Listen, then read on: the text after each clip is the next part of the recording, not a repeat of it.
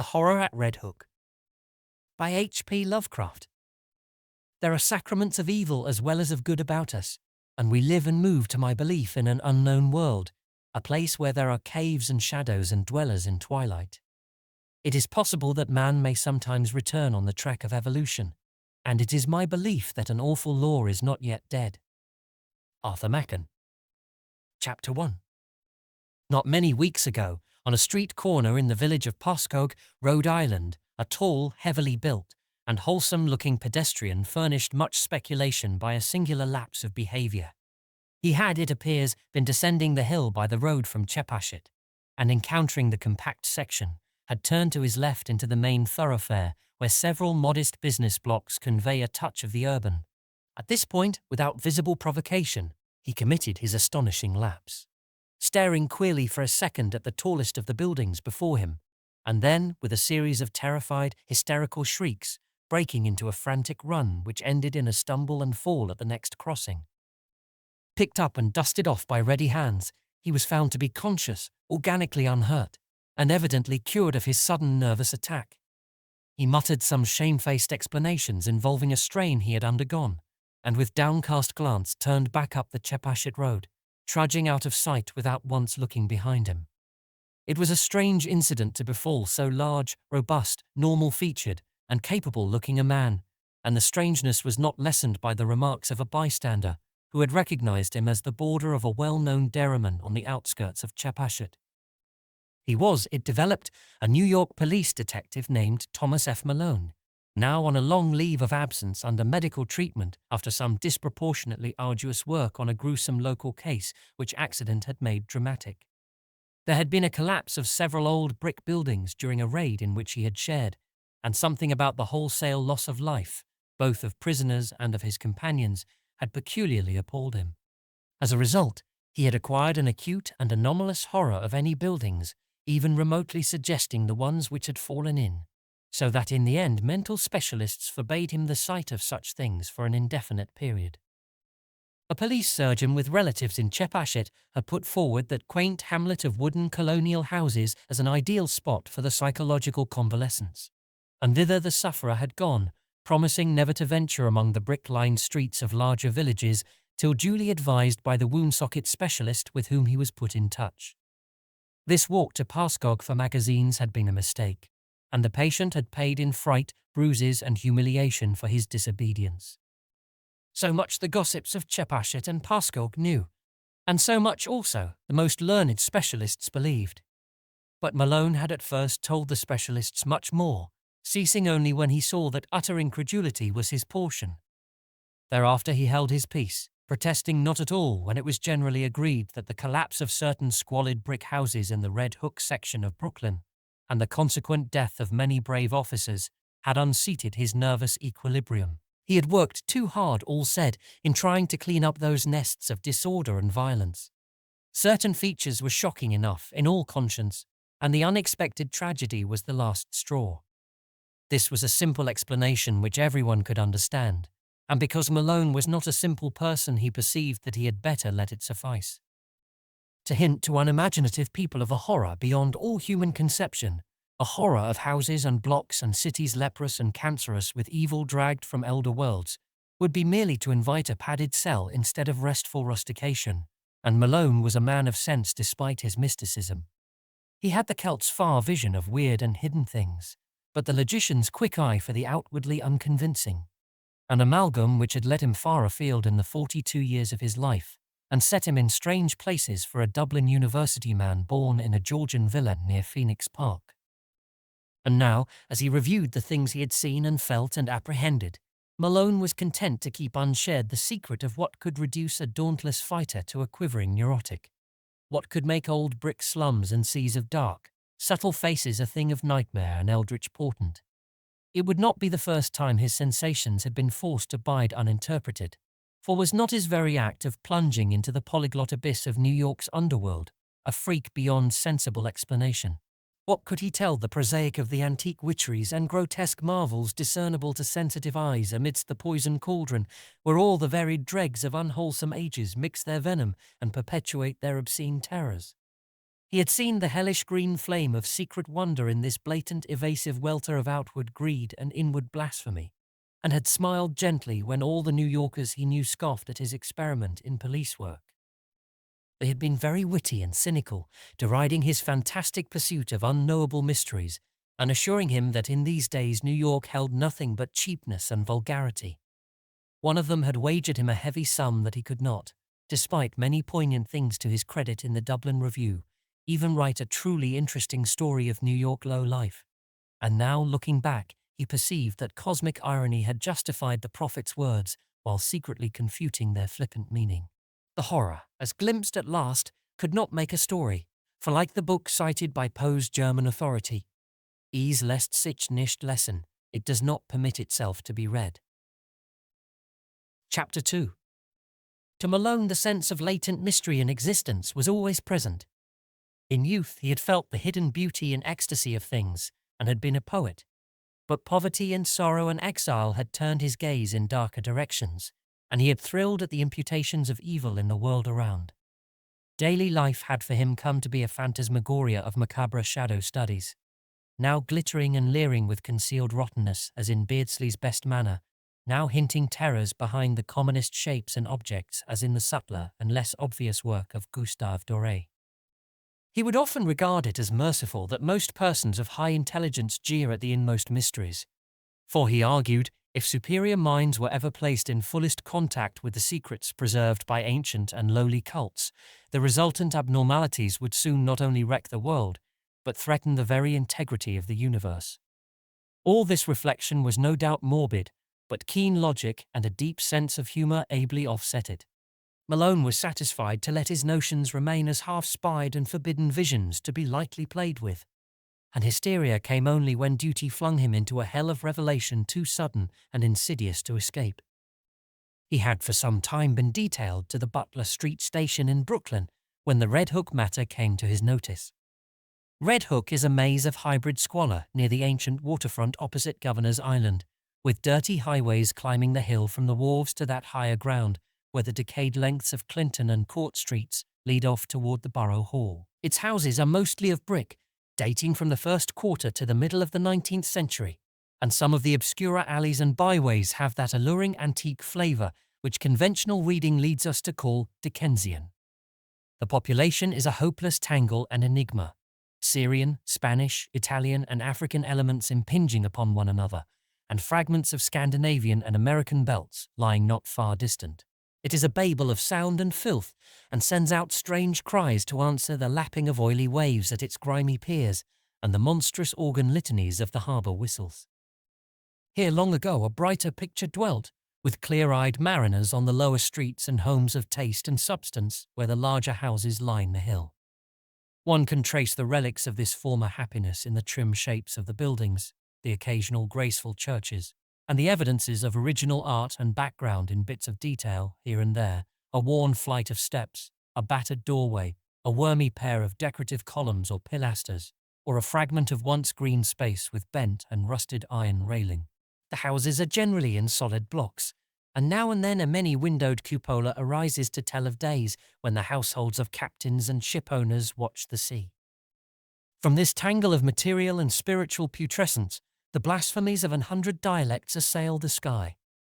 Hordes of prowlers reel shouting and singing along the lanes and thoroughfares, occasional furtive hands suddenly extinguish lights and pull down curtains, and swarthy, sin-pitted faces disappear from windows when visitors pick their way through. Policemen despair of order or reform, and seek rather to erect barriers protecting the outside world from the contagion. The clang of the patrol is answered by a kind of spectral silence, and such prisoners as are taken are never communicative. Visible offences are as varied as the local dialects, and run the gamut from the smuggling of rum and prohibited aliens through diverse stages of lawlessness and obscure vice to murder and mutilation in their most abhorrent guises. That these visible affairs are not more frequent is not to the neighbourhood's credit, unless the power of concealment be an art-demanding credit. More people enter Red Hook than leave it, or at least than leave it by the landward side, and those who are not loquacious are the likeliest to leave. Malone found in this state of things a faint stench of secrets more terrible than any of the sins denounced by citizens and bemoaned by priests and philanthropists. He was conscious, as one who united imagination with scientific knowledge, that modern people under lawless conditions tend uncannily to repeat the darkest instinctive patterns of primitive half-ape savagery in their daily life and ritual observances. And he had often viewed with an anthropologist's shudder the chanting, cursing processions of blear-eyed and pockmarked young men, which wound their way along in the dark, small hours of morning. One saw groups of these youths incessantly, sometimes in leering vigils on street corners, sometimes in doorways playing eerily on cheap instruments of music, sometimes in stupefied dozes or indecent dialogues around cafeteria tables near Borough Hall, and sometimes in whispering converse around dingy taxicabs drawn up at the high stoops of crumbling and closely shuttered old houses.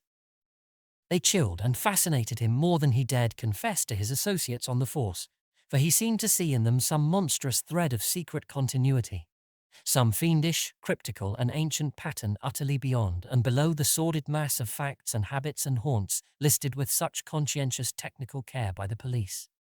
They must be, he felt inwardly, the heirs of some shocking and primordial tradition, the sharers of debased and broken scraps from cults and ceremonies older than mankind.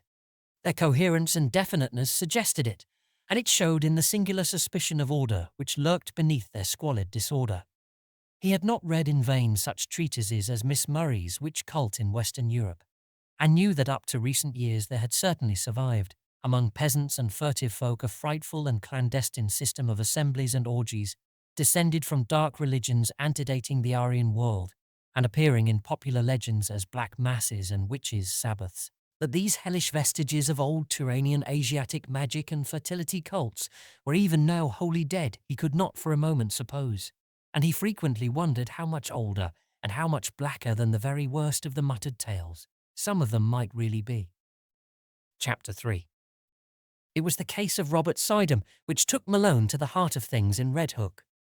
Sidham was a lettered recluse of ancient Dutch family, possessed originally of barely independent means, and inhabiting the spacious but ill-preserved mansion which his grandfather had built in Flatbush, when that village was little more than a pleasant group of colonial cottages, surrounding the steepled and ivy-clad Reformed church with its iron-railed yard of Netherlandish gravestones. In his lonely house, set back from Martent Street amidst a yard of venerable trees, Sidham had read and brooded for some 6 decades, except for a period a generation before, when he had sailed for the old world and remained there out of sight for 8 years.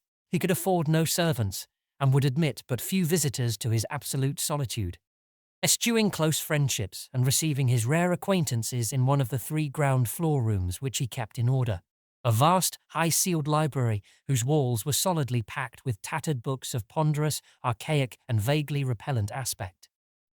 The growth of the town and its final absorption in the Brooklyn district had meant nothing to Sidham, and he had come to mean less and less to the town. Elderly people still pointed him out on the streets, but to most of the recent population he was merely a queer, corpulent old fellow whose unkempt white hair, stubbly beard, shiny black clothes, and gold-headed cane earned him an amused glance and nothing more. Malone did not know him by sight till duty called him to the case, but had heard of him indirectly as a really profound authority on medieval superstition, and had once idly meant to look up an out-of-print pamphlet of his on the Kabbalah and the Faustus legend, which a friend had quoted from memory. Sidham became a case when his distant and only relatives sought court pronouncements on his sanity.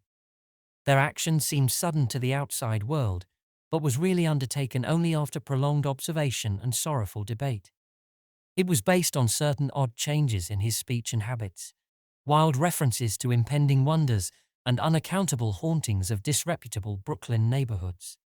He had been growing shabbier and shabbier with the years, and now prowled about like a veritable mendicant, seen occasionally by humiliated friends in subway stations, or loitering on the benches around Borough Hall in conversation with groups of swarthy, evil-looking strangers. When he spoke, it was to babble of unlimited powers almost within his grasp, and to repeat with knowing leers such mystical words or names as Sephiroth, Ashmedai, and Samar. The court action revealed that he was using up his income and wasting his principal in the purchase of curious tomes imported from London and Paris, and in the maintenance of a squalid basement flat in the Red Hook district, where he spent nearly every night, receiving odd delegations of mixed rowdies and foreigners, and apparently conducting some kind of ceremonial service behind the green blinds of secretive windows. Detectives assigned to follow him reported strange cries and chants and prancing of feet filtering out from these nocturnal rites, and shuddered at their peculiar ecstasy and abandon despite the commonness of weird orgies in that sodden section. When, however, the matter came to a hearing, Sidem managed to preserve his liberty. Before the judge, his manner grew urbane and reasonable, and he freely admitted the queerness of demeanor and extravagant cast of language into which he had fallen through excessive devotion to study and research.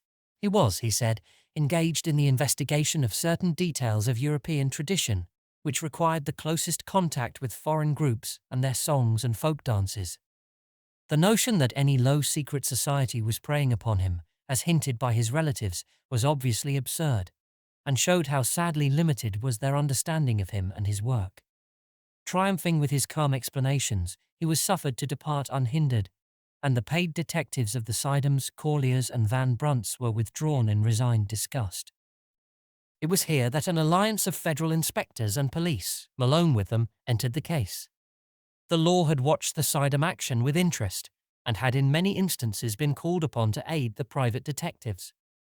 In this work, it developed that Sidem's new associates were among the blackest and most vicious criminals of Red Hook's devious lanes, and that at least a third of them were known and repeated offenders in the matter of thievery, disorder, and the importation of illegal immigrants. Indeed, it would not have been too much to say that the old scholar's particular circle coincided almost perfectly with the worst of the organized cliques, which smuggled ashore certain nameless and unclassified Asian dregs wisely turned back by Ellis Island.